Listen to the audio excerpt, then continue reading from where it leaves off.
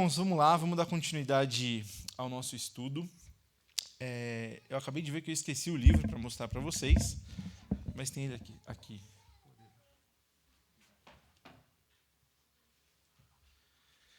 Nós estamos estudando esse livro, Os 10 Mandamentos da Esquerda Cristã, e a gente está numa sequência, né?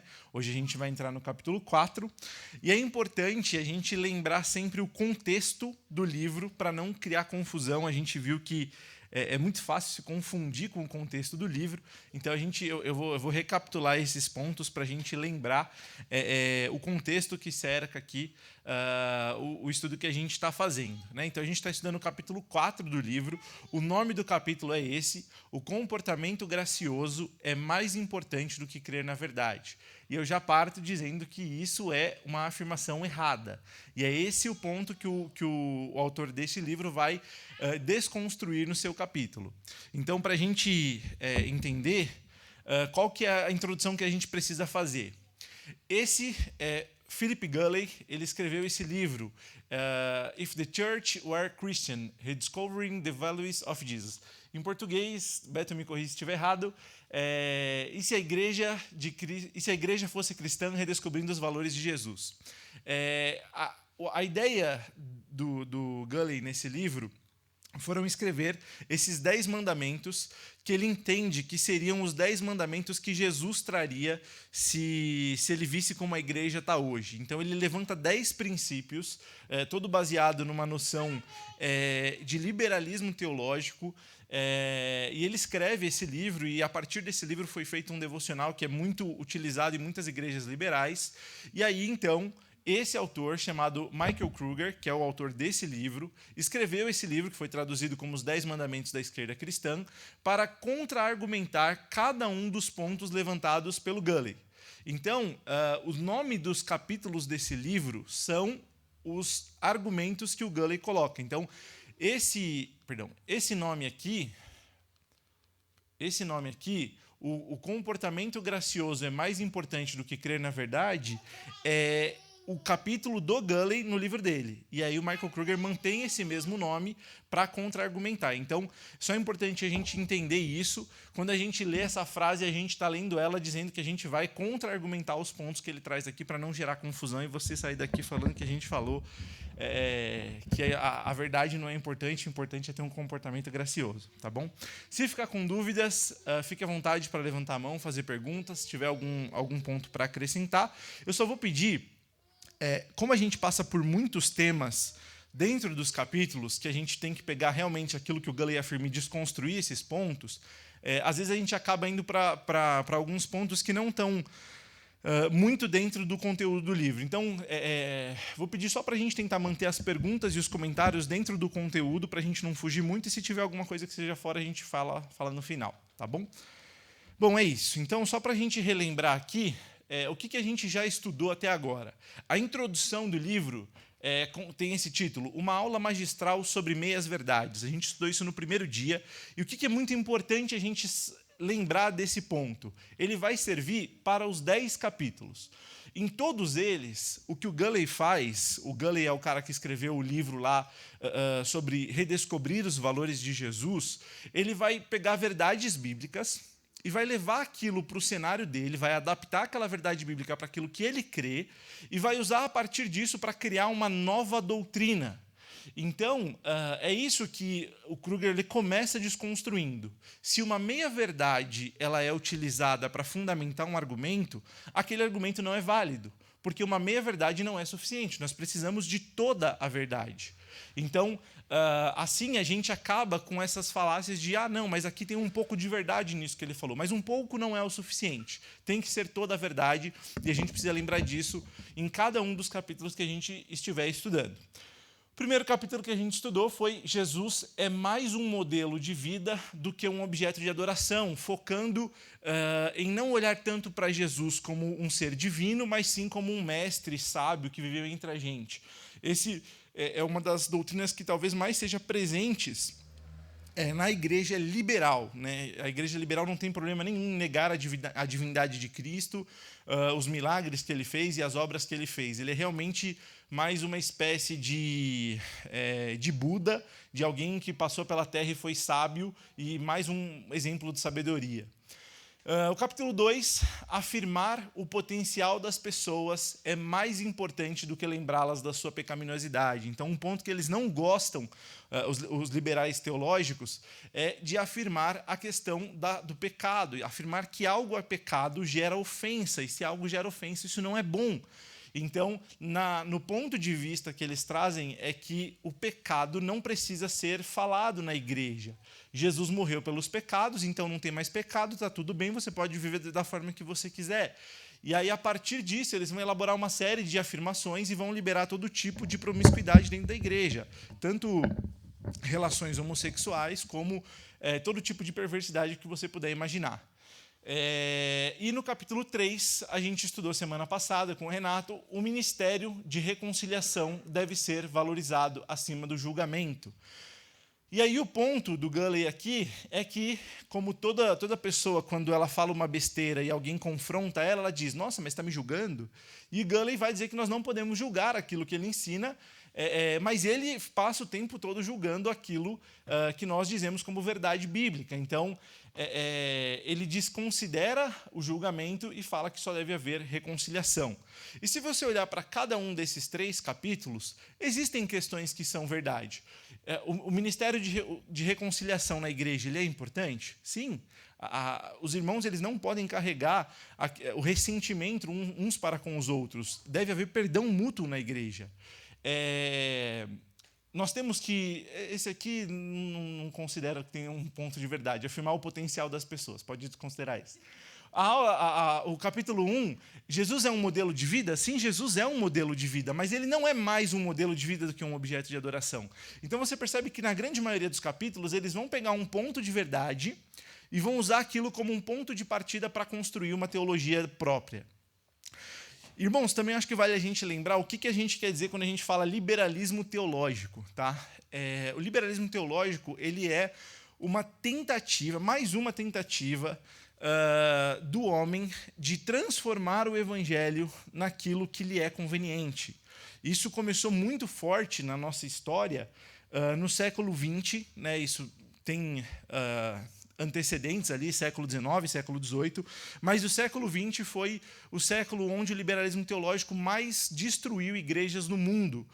Estados Unidos, Europa e até aqui na América do Sul, o Brasil foi muito afetado pelo liberalismo teológico. O Brasil ainda foi menos, porque o movimento pentecostal foi mais forte, mas o liberalismo teológico ele é presente em todo o mundo. A Europa hoje é considerado um continente pós-cristão por causa do liberalismo teológico. Eles usaram aquilo como um ponto de partida para, olha, vamos esquecer tudo que a gente viu até agora, vamos criar uma nova perspectiva de cristianismo, onde a gente vive da forma que a gente quer, a gente faz o que a gente quer e está tudo bem, está tudo bom se for dessa forma. Então, é importante a gente lembrar desses pontos sobre liberalismo teológico e ter isso muito claro. Quando a gente fala de liberalismo teológico, a gente está falando de uma tentativa de perverter o evangelho. O título, Esquerda Cristã, está muito mais relacionado com essa questão de liberalismo e não com questão de esquerda e direita que a gente vê na política, embora o liberalismo teológico tenha uma influência muito grande na questão política também. Então, só para a gente deixar esses pontos claros, e se alguém tiver dúvidas, fiquem à vontade para fazer perguntas. Bom, chegando nesse capítulo, no capítulo 4, o que a gente pode entender dessa frase? O comportamento gracioso é mais importante do que crer na verdade. Se o capítulo 1 é muito forte dentro da igreja liberal, esse capítulo é muito forte fora da igreja liberal e muito presente no Brasil hoje. Com certeza, alguém do seu trabalho, alguém que você conhece no seu ciclo de relacionamentos, digamos, secular, tenha uma noção ou uma crença muito parecida com isso, de que você viver de uma forma correta é muito mais importante do que você crer realmente em Deus, porque, afinal, cada um tem o seu Deus. O que importa é você crer que existe um ser superior. O mais importante é você não ofender ninguém, você não fazer mal para as pessoas. Essa é a noção presente hoje na grande maioria das pessoas. E eu falo porque no meu trabalho eu tenho pessoas desde ateus convictos até pessoas que acreditam em todo tipo de evangelho, ou todo tipo de deidade, falando que Deus é só mais um Deus, e existem outros deuses, mas que no final eles concordam com isso. A verdade, ela é relativa, cada um tem a sua. O mais importante é você viver de uma forma bondosa e graciosa, amando o próximo e não prejudicando a ninguém. E, de novo, a gente vai encontrar um pouco de verdade nessa afirmação. O problema é que ela é misturada com uma mentira terrível. E se a gente não separar o que é verdade e o que é mentira, é muito fácil a gente cair na tentação dessas afirmações. Veja que todas elas soam de forma pouco ofensiva. Quando você ouve um negócio, você fala assim, nossa, é bonito ouvir isso, é bonito falar que é importante a gente ter um comportamento gracioso, se preocupar com as pessoas, amar as pessoas, não fazer mal para ninguém. Mas quando a gente coloca que isso é mais importante do que crer na verdade, a gente está carregando algo extremamente perigoso para a igreja e para o cristão no geral. Então a gente vai separar nesse estudo o que é verdade do que não é verdade, e aí a gente vai poder trabalhar cada um dos argumentos. Vamos lá. O que há de verdade nessa afirmação? O cristão é chamado a ter um comportamento gracioso. Então, o que a gente pode entender por comportamento gracioso? Eu coloquei aqui algumas coisas, mas a gente pode sentar em cima desse assunto e ficar debruçado nele, estudando e meditando sobre o que é ter um comportamento gracioso. A gente vai ver que, de fato, a Bíblia fala muito sobre a forma como o cristão deve viver. Então, primeiro ponto, devemos agir com misericórdia e respeito. Abram as Bíblias em Mateus 5, versículo 7.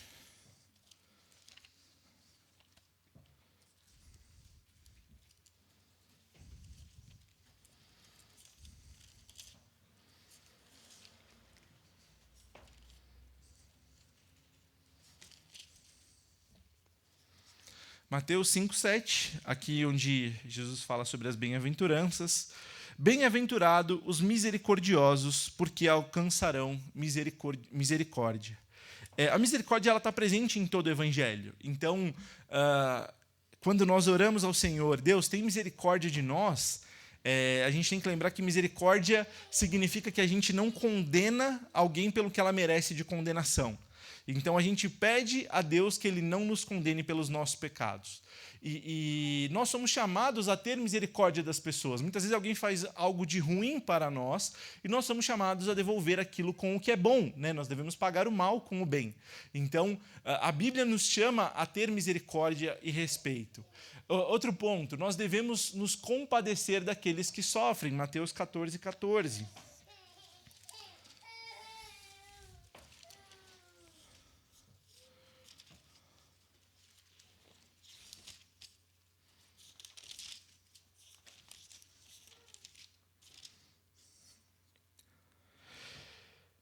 Desembarcando, viu Jesus uma grande multidão, compadeceu-se dela e curou os seus enfermos. Esse versículo, irmãos, ele é muito usado pelos liberais. Lembra que eu falei para vocês sobre a teologia da missão integral? A teologia da missão integral é aquela ideia de que nós não precisamos pregar o evangelho, que as nossas obras já são testemunho do evangelho, e eles usam muito esse tipo de versículo, e esse é um dos textos que eles usam muito, para argumentar de que Jesus fazia coisas boas independente da pregação do evangelho. A gente está vendo aqui uma obra onde Jesus chega a determinado lugar de barco, tem uma multidão ali esperando por ele, muitos doentes, muitos, no livro de Lucas vai falar, muitos também endemoniados, e Jesus cura e liberta essas pessoas. Jesus faz milagre para com essas pessoas e dá ali àquelas pessoas um conforto em relação à vida delas nessa terra. E isso é usado como argumento para a questão errada. A questão não é que Jesus fazia milagres e não se preocupava com o evangelho. Não dá para argumentar isso quando a gente olha todo o livro de Mateus, por exemplo. O ponto é que Jesus tinha misericórdia e se compadecia das pessoas. Então, a cena que a Bíblia dá para a gente aqui é Jesus chegando diante de pessoas que estavam sofrendo, que se esforçaram muito para estar lá, realmente colocando a esperança neles de que se eles tocassem o Mestre, de que se eles vissem o Mestre, eles seriam curados. E Jesus se compadece daquele desejo daquelas pessoas em ajudar elas. Então, quando a gente lê um texto onde a gente vê que Jesus se compadece, e nós somos chamados a nos compadecer das pessoas que sofrem, é justamente nesse contexto de, ainda que aquela pessoa não seja convertida, nós temos que nos compadecer no sentido de poder prestar auxílio se eu tiver essa disposição.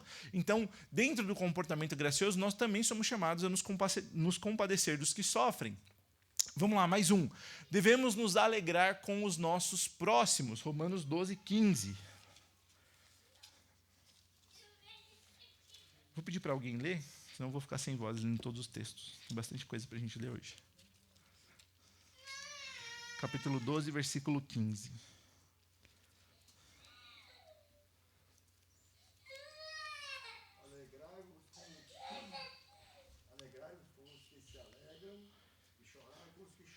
Muito bem, então nós somos chamados também a nos alegrar uns com os outros em comunhão e também chorar com os que choram, né? Basicamente, voltando no ponto de nos compadecermos dos que sofrem. E por último, devemos ser bondosos, amáveis e pacientes. Esse aqui não podia passar batido. Gálatas, capítulo 5, verso 22.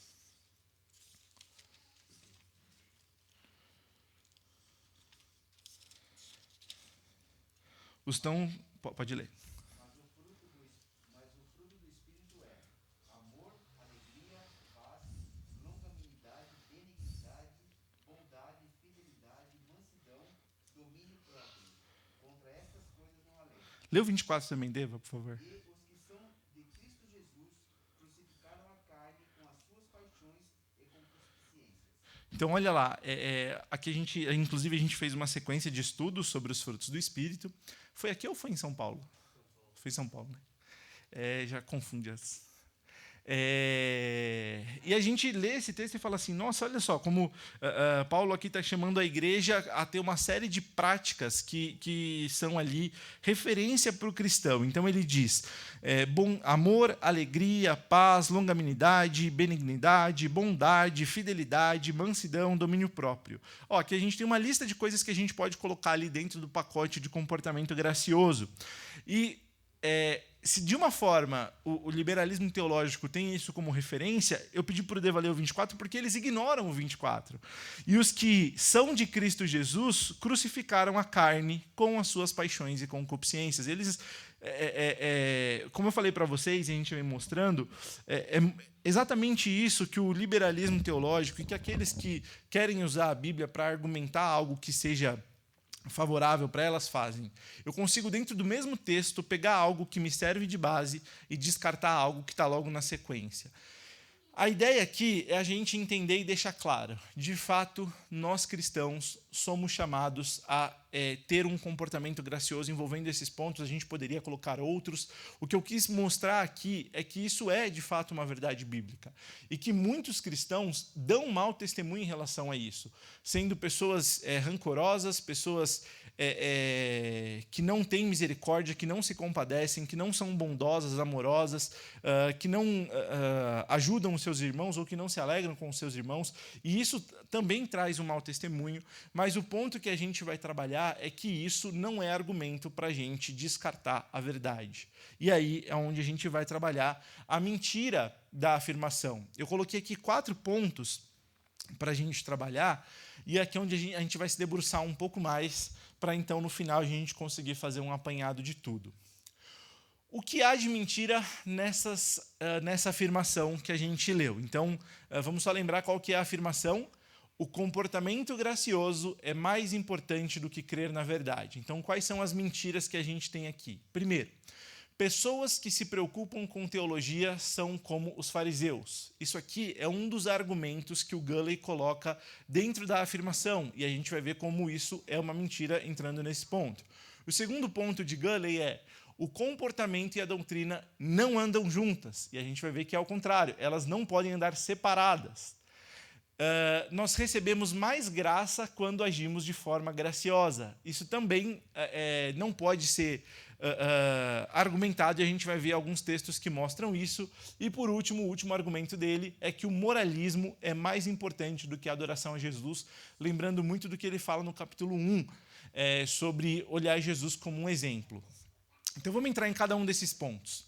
Pessoas que se preocupam com teologia são como fariseus. O farisaísmo nunca priorizou a verdadeira doutrina, mas sim a sua própria doutrina. Quando Jesus chama os fariseus para acusar eles, Jesus vai trazer uma série de argumentos contra eles, e nenhum deles envolve de que eles estavam exagerando na sã doutrina, mas sim acusando eles de criarem as suas próprias doutrinas e imporem essas doutrinas sobre outras pessoas. A gente tem ali, se não me engano, acho que é o capítulo 23 de Mateus, onde Jesus traz uma lista gigante de exortação sobre os fariseus, chamando eles de hipócritas, de raça de víboras, e trazendo uma série de acusações. A gente vai ler algumas delas, para mostrar como, na verdade, o farisaísmo está muito mais próximo do liberalismo teológico do que de alguém que crê e tem zelo pela doutrina, pela sã doutrina. Outro problema, o problema dos fariseus não era se preocupar demais com a boa doutrina, pelo contrário, era se preocupar de menos. Então, a gente vê que a preocupação dos fariseus nunca foi cumprir em totalidade a lei de Moisés, mas sim cumprir ao pé da letra, no sentido de não interpretar a lei com aquilo que Deus ensinou por meio de todo o Antigo Testamento. Então, eles falavam muito da lei de Moisés como a base deles, mas quando Jesus vem e cumpre a lei de fato diante deles, eles ficam assustados. Não, mas isso é cumprir a lei de Moisés? Então, fica claro que eles não tinham noção do que de fato era cumprir a lei, e Jesus mostra, até mesmo curando no sábado, e eles, mas pode curar no sábado? Você está quebrando a lei. E aí Jesus, mas espera, sábado é Senhor sobre o homem? Não faz sentido. Então, Jesus mostra como a lei de Moisés ela é perfeita e deveria ser cumprida, mas ele mostra também a forma correta de cumprir a lei. E, por último, o último ponto aqui para a gente ver sobre os fariseus, portanto, ensinar uma boa teologia não é o problema, e sim a solução. A boa doutrina é vital para a vida espiritual do cristão e da Igreja de Cristo. Vamos lá, olha 1 Timóteo, capítulo 6, do verso 1 ao 5. Todos os servos que estão debaixo de jugo considerem dignos de toda honra o próprio Senhor, para que o nome de Deus e a doutrina não sejam blasfemados. Também os que têm Senhor fiel não o tratem com desrespeito, porque é irmão. Pelo contrário, trabalhem ainda mais por ele, que partilha do seu bom serviço e é crente e amado. Ensina e recomenda estas coisas.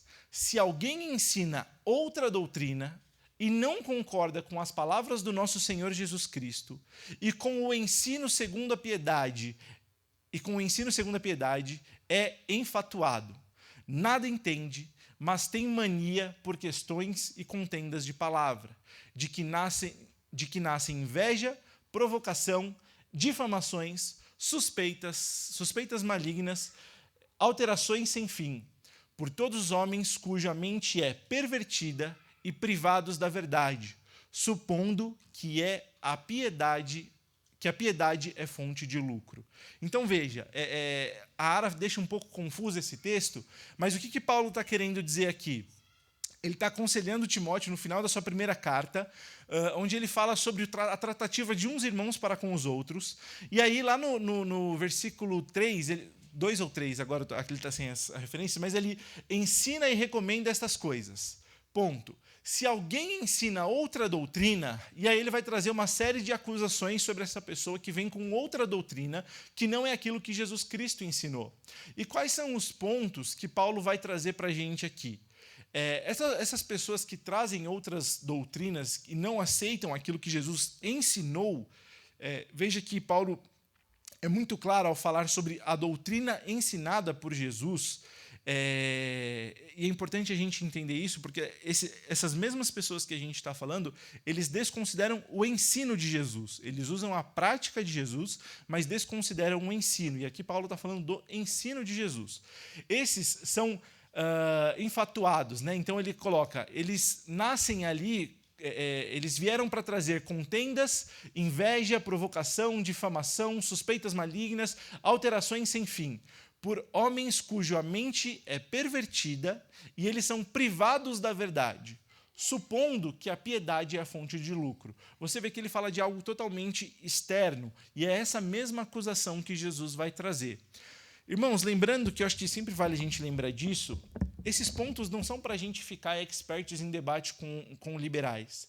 Esses pontos são para a gente entender como existe uma série de afirmações contra a igreja, que pervertem a igreja, e que isso é muito fácil de cair na nossa compreensão.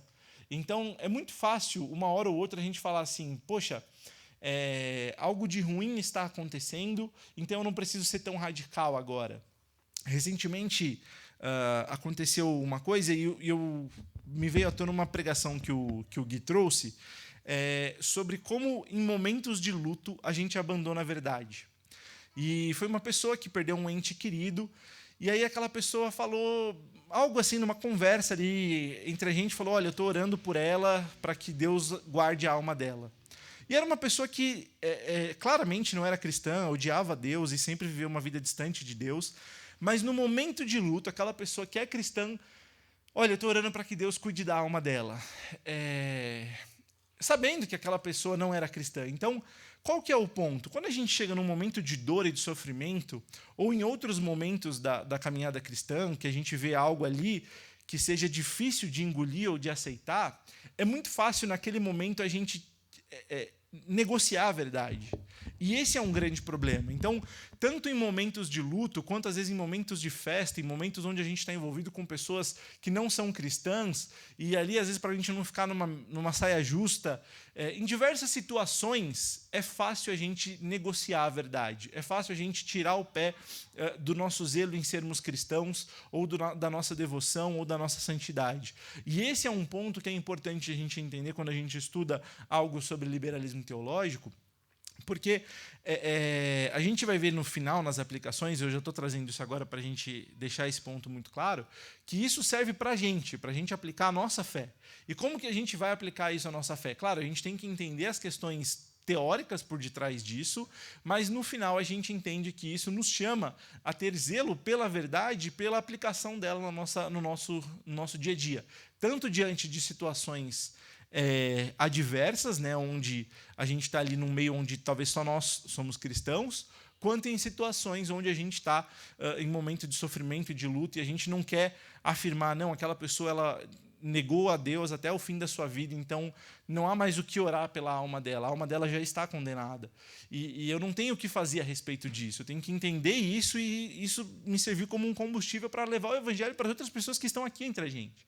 Então, essas afirmações, por mais duras que sejam, nós não podemos negociar a verdade mesmo diante dessas situações. E aí, mais um texto para a gente também analisar, ainda agora em 2 Timóteo, capítulo 3, 16 e 17, bem conhecido.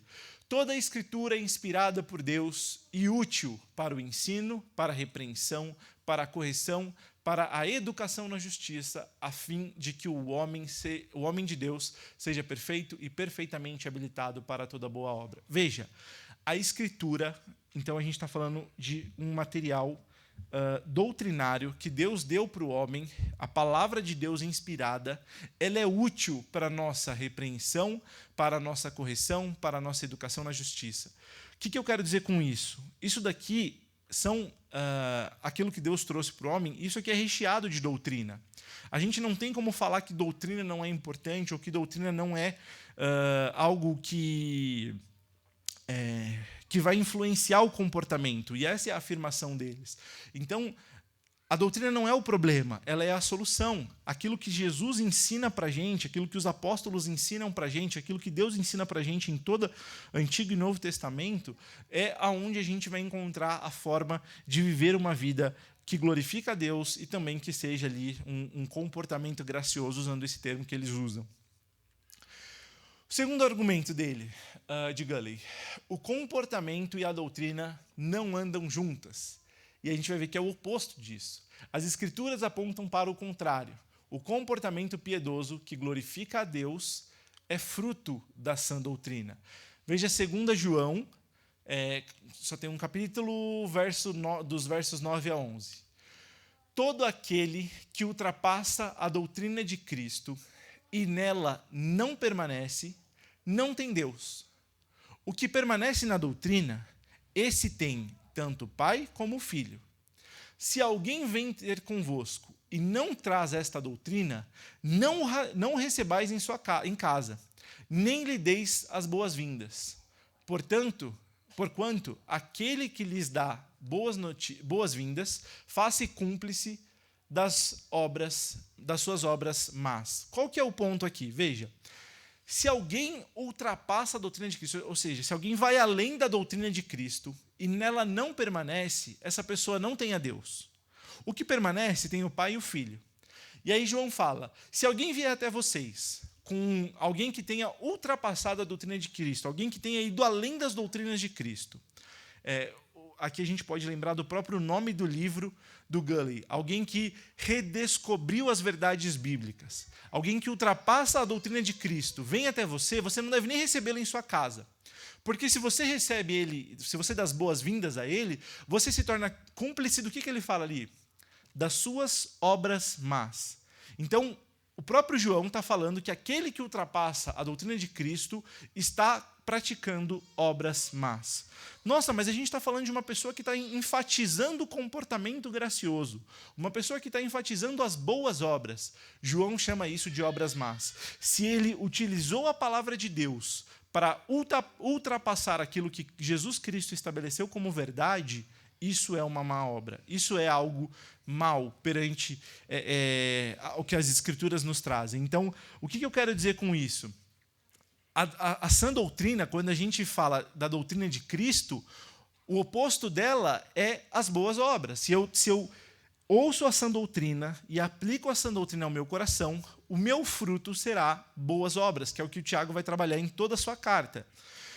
O que o João está falando é o seguinte, se eu ultrapasso essa sã doutrina, se eu crio uma própria doutrina, eu estou criando más obras. Então, a verdadeira doutrina da palavra de Deus, dada pelos apóstolos, pelos profetas e pelo nosso Salvador Jesus Cristo, todas essas doutrinas são nos dadas para nos moldar à imagem do nosso Salvador Jesus Cristo, para que nós pratiquemos boas obras. Pode falar.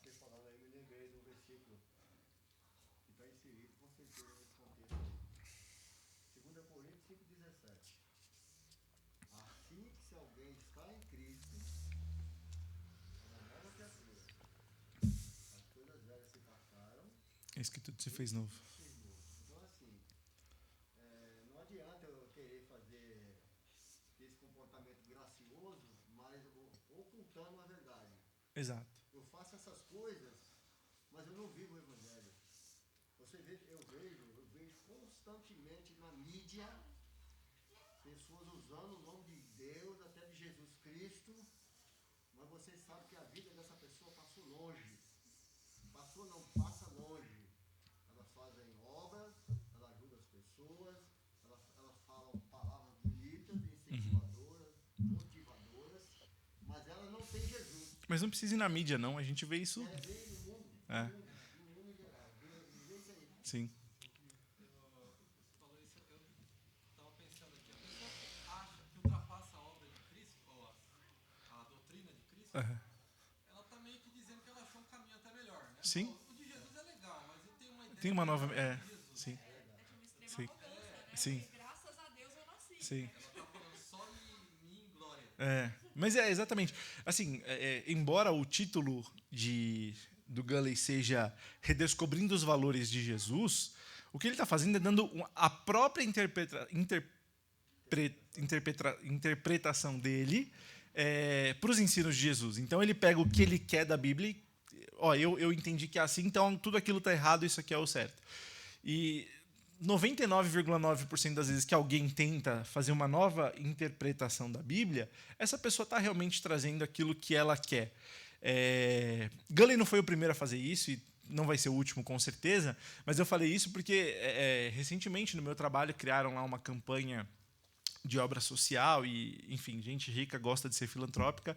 E é justamente isso, é aquela questão de eu faço algo. Tem muita gente que a gente fala assim, ele faz isso para tirar foto e postar no Instagram, mas tem gente que não posta.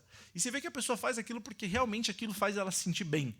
Só que é como se de alguma forma ela estivesse encontrando ali algum tipo de redenção, de consolo. Olha, eu fiz tudo errado, mas porque eu estou fazendo bem, isso, a minha dívida vai ser paga. É o que a gente leu aqui em 1 Timóteo. Supondo que a piedade é fonte de lucro. É isso que passa na cabeça das pessoas que pervertem o evangelho. Uma obra de piedade é fonte de lucro. E na continuação, Paulo vai falar, de fato, é uma fonte de lucro se essa obra de piedade veio por Jesus Cristo. Então, isso a gente tem que ter essa clareza, né? Que esse capítulo lembra muito o capítulo 1, que fala sobre as obras, mas aqui a gente está falando sobre algo além das obras. E esse ponto a gente precisa entrar em cada um dos detalhes para olhar os pontos que Gulley traz. A terceira afirmação de Gulley, nós recebemos mais graça quando agimos de forma graciosa. Esse talvez seja um que você fala, tá bom, não está tão errado assim. Porque você fala, olha, eu tô fazendo algo bom e Deus está vendo o que eu estou fazendo. Né? Eu estou agindo com misericórdia com uma pessoa que está precisando de ajuda e Deus está vendo e vai ter graça para comigo. Irmão, é fácil errar quando a gente cai nesses pontos que são sutis em disfarçar a verdade. Então, veja, a graça que recebemos da parte de Deus vem exclusivamente pelo seu amor e bondade. E nós recebemos essa graça pela fé. Tudo que o homem faz que glorifica a Deus, não glorifica a Deus porque o homem fez. Glorifica a Deus porque o homem foi redimido por Jesus Cristo. E quando nós apresentamos algo para Deus, é por meio da justiça de Jesus Cristo. E isso nunca foi o plano B de Deus. Esse sempre foi o plano A. Desde a criação do Adão, a queda e tudo o que aconteceu na história até hoje, tudo acontece dentro do plano soberano de Deus, de forma que Deus teve graça e misericórdia para conosco, e isso não é por algo que nós fizemos. Eu coloquei um texto muito conhecido, Efésios 2, 8 a 10, mas a ideia é que não necessariamente falar só da salvação. O texto diz, porque pela graça sois salvos, mediante a fé, e isso não vem de vós, é dom de Deus. Tanto a graça quanto a fé não vem de nós, é dom de Deus. Não de obras, para que ninguém se glorie, pois somos feitura dele, criados em Cristo Jesus, para as boas obras, as quais Deus de antemão preparou para que andássemos nela. Quando eu estava escrevendo aqui, eu estava olhando no livro, escrevendo, aí eu li lá, quando recebemos mais graça de Deus, eu escrevi, quando agimos de forma graciosa. Aí eu voltei para ler no livro e não tinha graça de Deus. O ponto de Gulley é que nem é Deus que dá essa graça para a gente. É qualquer coisa que você acreditar. O importante é você ter uma forma graciosa de vida. Então, aquela ideia lá do segredo, né? O universo está respondendo. Exatamente. É como se a gente pegasse algo místico e cósmico, qualquer coisa celestial aí que você quiser imaginar, e isso se chama de Deus. O importante é você entender. Quando eu estava escrevendo isso, eu falei, caramba.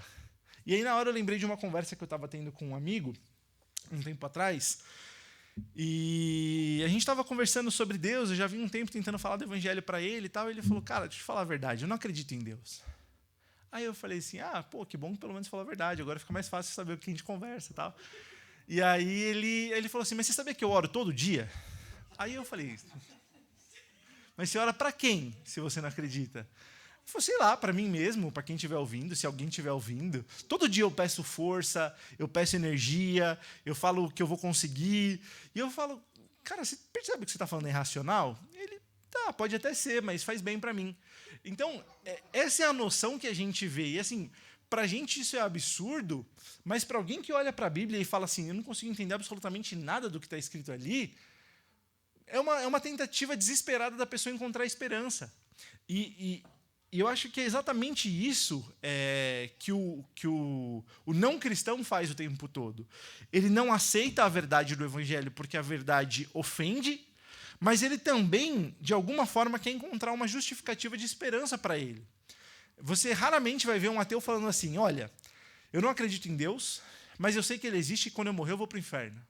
O que o ateu vai falar é, eu não acredito em Deus porque a verdade do evangelho é muito dura, porque eu não acredito que se Deus existisse teria fome na África. Enfim, ele sempre usa esse tipo de argumento, só que o ponto é, ele sempre vai dar para ele uma própria esperança.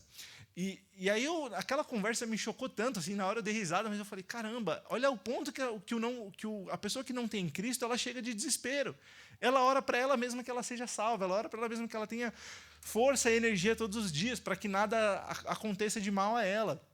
Então, quando a gente pensa nessas coisas, você fala, a ausência de Cristo na vida de uma pessoa é terrível, é terrível. A única notícia que você pode dar para essa pessoa é, a sua vida é terrível, você não tem a Cristo, você não tem esperança. E tudo que te resta é uma eternidade no inferno. Então, é tentador a gente olhar as coisas desse mundo e se encantar com as coisas desse mundo, mas diante disso, quando a gente vai realmente sentar e conversar com uma pessoa que vive essas coisas que aparentemente são bonitas e tentadoras aos nossos olhos, no real, na realidade, tudo que aquela pessoa tem é desesperança, né? É um grito desesperado de, sei lá, socorro. E ele falou, se alguém quiser ouvir, se alguém ouvir minha oração, tudo bem. Então, é isso, quando ele diz, nós recebemos graça, independente de onde vem, quando a gente age de forma graciosa, e a gente entende que não. Existe um Deus, e Deus tem graça para conosco, porque Ele é bom e porque Ele é misericordioso, e Ele quis exercer graça para conosco. E o capítulo 4, o moralismo é mais importante do que a adoração a Jesus. Esse aqui, a gente olha e fala, não é possível que ele falou isso. Mas é exatamente o que ele falou no capítulo 1. Ele só trocou a palavra moralismo por analisar as obras de Jesus, né? Então, enfatizar as obras de Jesus. E aí eu coloquei, voltamos à questão do primeiro mandamento de Gulley, colocando o cristianismo como uma religião de moralismo. Só que o mais irônico é que a principal acusação de Jesus contra os fariseus era o seu próprio moralismo, aquela piedade aparente. Então eu falei de Mateus 23, olha o que Jesus fala. Ai de vós, escribas e fariseus, hipócritas, porque sois semelhantes aos sepulcros caiados, que por fora se mostram belos, mas interiormente estão cheios de ossos de mortos e de toda imundícia. Assim também vós exteriormente pareceis justos aos homens, mas por dentro estáis cheios de hipocrisia e de iniquidade. Então veja, hipocrisia no sentido de falar que é uma coisa e é outra, iniquidade de ser alguém abastecido de pecados contra Deus e não reconhecer isso. No todo, irmãos, esse ponto talvez para nós seja muito fácil, né? Mas é aqui que pega muito, porque o moralismo hoje em dia ele é muito enfatizado. Cada vez mais a gente vê essa questão do moralismo crescendo hoje em dia. Cada vez mais você tem que tomar cuidado com o que você fala em público para você não ofender ninguém. Cada vez mais você tem que tomar cuidado com o que você faz para não fazer nenhum gesto ali que possa ofender alguém. Cada vez mais você tem que tomar uma série de questões politicamente corretas, porque tudo que você faz pode ser imoral se aquilo ofende alguém.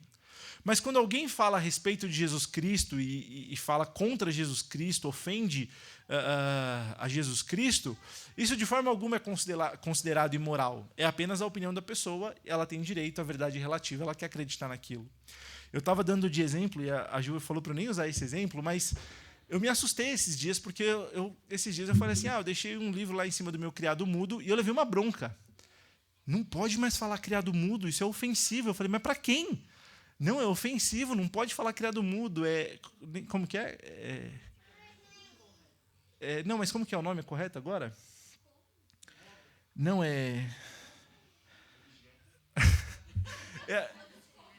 apoiador de cabeceira. Apoiador de cabeceira. Mesa de cabeceira. E eu fiquei assim, eu falei assim, gente, eu não sabia disso, desculpa, mas Eu não sabia. Então, assim, eu ri na hora, mas você fala assim, caramba, a gente está... Talvez por causa do globalismo, mas hoje a questão do moralismo, ela é super presente. Peraí, eu não acredito que existe um Deus, eu não acredito que existe um padrão de verdade, mas eu acredito que eu não posso ofender ninguém. Por quê, se Deus não existe? Por quê, se não existe um padrão de moral? Nisso, Nietzsche estava muito mais certo que essas pessoas, né? Aquela questão do niilismo que a filosofia mostra. Se não existe Deus, não existe padrão, não existe verdade, não existe bom e mal, eu posso fazer o que eu quiser, eu posso matar quem eu quiser, eu posso ofender quem eu quiser. Por que eu não vou fazer isso? Se eu me sinto bem fazendo isso, eu vou fazer. A ideia do niilismo, por mais absurda que seja, ela é muito mais coerente do que essa questão hoje que a gente vê de eu tenho que ser moral ao tempo todo, eu não posso ofender, eu não posso falar absolutamente nada, mas por que não? Não faz sentido. Então, a grande questão aqui é a gente entender que o cristão ele é chamado a respeitar. Eu não estou falando que a gente não tem que respeitar as pessoas. Só que o motivo que a gente tem para cumprir todas essas questões que a gente falou de boas obras é porque Deus é o nosso padrão de bom, de amável, de correto, de respeito. E a gente tem que aprender, inclusive, a usar isso como uma porta para falar do evangelho. Eu falei, na hora eu pensei assim, putz, por que eu não aproveitei aquilo para falar assim, usar isso para trazer o assunto do evangelho? Porque se não existe realmente esse padrão de Deus, a gente não tem esse compromisso com a verdade. Então, o que eu quero dizer com tudo isso é que nós cristãos temos, de fato, o compromisso com o agir de forma correta. O moralismo, ele não é agir de forma correta, ele é agir de forma hipócrita. É isso que Jesus acusa os fariseus, hipócritas. Vocês trazem uma cobrança moral sobre as pessoas que vocês não cumprem de forma alguma. Então, às vezes a gente ouve isso, e Gulley usa isso como argumento. Os cristãos que gostam de doutrina e de teologia, eles são ofensivos, eles são brutos, eles são... esqueci aquela expressão, mas gritalhões, enfim, falam alto e são desrespeitosos e mal educados, no sentido de que isso é um argumento ali para tentar desvalorizar a doutrina. E o ponto é, nós devemos ser amáveis e cuidadosos quando a gente fala sobre qualquer assunto com as pessoas, mas a nossa motivação para isso não é essa cobrança imposta sobre nós que a sociedade traz, mas sim porque a nossa referência é Jesus Cristo. Jesus Cristo, quando ele chama os fariseus de hipócritas, ele não está sendo hipócrita. Ele está falando, vocês não cumprem a lei, eu vim cumprir a lei. Então, ele foi duro com eles, expondo o pecado deles. E a gente é chamado a ser duro com as pessoas no sentido de expor o pecado delas, mas não ser desrespeitoso, duro ou ofensivo, qualquer outra coisa nesse sentido. Acho que foi o Gui que falou semana retrasada. O evangelho já é ofensivo demais para eu deixar isso ainda mais agravante. Né? É só falar do evangelho que ele já ofende as pessoas. Eu não preciso piorar isso sendo desrespeitoso ou algo do tipo. Então, tendo tratado todos esses pontos, eu acho que a gente precisa trazer as aplicações para a gente agora, para a gente poder encerrar. Primeira aplicação. Tem cuidado de ti mesmo e da doutrina. Paulo vai falar isso para Timóteo, esqueci de pôr a referência ali, no final da sua carta, em 2 Timóteo, quando ele conclui todos os assuntos, fala para Timóteo, olha, você é jovem, mas não desvalorize isso, cuide para que a doutrina seja ensinada na igreja, para que as pessoas cumpram tudo aquilo que eu venho falando, e cuida de ti mesmo e da doutrina. O recado final de Paulo ali para o seu discípulo, que cada vez mais exercia um ministério pastoral sobre a igreja, é de que ele deve cuidar dele mesmo, das obras dele, das práticas dele e da doutrina, afirmando de novo que as duas coisas andam juntas. Não viva uma vida de atos graciosos e falsas doutrinas. Então, de novo, o nosso motivo para termos atos graciosos é porque nós recebemos a verdadeira doutrina. E se em algum momento você se sentir tentado a abandonar ou negligenciar a verdade, você não é exclusivo em passar por isso, mas realmente isso acontece. Eu falo no meu local de trabalho, é muito fácil falar de Deus, falando que Deus é bom, mas é muito difícil você falar de Deus, de um Deus que é justo. Você não são coisas assim totalmente opostas e inaceitáveis quando você coloca as duas coisas na mesma frase. Então, quando você está num lugar onde muita gente ali é não cristão, às vezes você se sente acuado, e esse é um ponto que a gente tem que ter. Eu não posso perverter a verdade ou abandonar a verdade porque eu estou nessa situação. E também em momentos de luto, ou momentos que seja ali que te confrontam, não deixe de ter o compromisso com a verdade. E também o oposto. Não viva uma vida de boa doutrina sem viver de forma graciosa e bondosa, ou de forma graciosa e amável. A sã doutrina produz boas obras. Esse é o grande argumento de Tiago, que a gente não pode abandonar. As boas obras, a vida graciosa, ela faz parte dos frutos do Evangelho. Tenha Jesus como seu mestre e como seus mestre e seu exemplo de vida, né? Então, no sentido de que Jesus, ele é nosso mestre porque ele nos deu a doutrina, e ele é o nosso exemplo de vida porque nós também vivemos como ele viveu. E por último, os meios de graça são instrumentos que Deus nos dá, ou que Deus deu para a sua igreja, a fim de moldar-nos no conhecimento e nas boas obras. Então, por que eu coloquei esse ponto? Porque a gente tem que lembrar que a Bíblia, falando mais especificamente da Bíblia no estudo de hoje, ela serve tanto para doutrina, mas ela também serve para o consolo. Ela serve para a doutrina, mas ela também serve para nos alegrar. Ela serve para a doutrina, mas ela também serve para nos exortar. Então, no geral, a Bíblia é um dos meios de graça, a oração, a comunhão com os santos, são coisas que Deus deu para a igreja para nos ajudar a andar sempre em comunhão com essas duas coisas, a doutrina e a prática. Muitos dos puritanos gastaram ali a sua vida e o seu ministério escrevendo e se dedicando a isso, a conciliar doutrina e prática. E é algo que a gente nunca pode deixar morrer na igreja. Então, a comunhão ela sempre deve estar ali. Às vezes a gente tem que sempre se sondar se a comunhão que a gente tem com a igreja está nos levando a isso, se a gente tem orado por isso, se a gente tem lido toda a palavra de Deus que nos instrui e também nos encoraja. Acho que é isso, irmãos. Alguém tem algum ponto para a gente poder orar e encerrar? Não? Então vamos orar.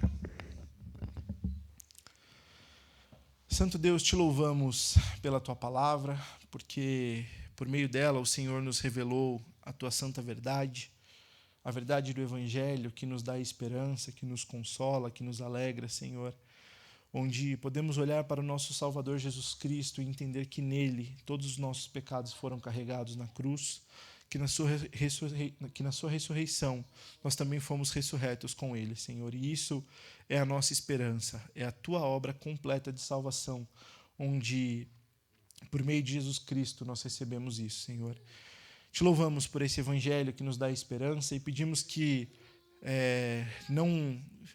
o Senhor não permita que os nossos olhos estejam tão fixos na doutrina que abandonemos as boas práticas, as boas obras. E também, Senhor, que o inverso não aconteça. Deus, guarde-nos para que os nossos passos sejam conduzidos pelo teu caminho, por mais estreito que seja, Senhor. Ajuda-nos a abandonar os pecados que temos enfrentado. Ajuda-nos a termos zelo, Senhor, pela verdade, pela santidade. E por mais difícil que seja, Senhor, lutarmos contra as tentações desse mundo, guarda, Senhor, a nossa fé. Guarda, Senhor, a tua igreja, para que dia a dia nós possamos levar o teu evangelho àqueles que ainda não ouviram, Senhor, e expandir o teu reino nessa terra. Te pedimos essas coisas por meio do nosso Salvador Jesus Cristo. Amém. Deixa eu, antes só da gente ir comer, tem alguém visitando hoje? A gente parou de apresentar visitante.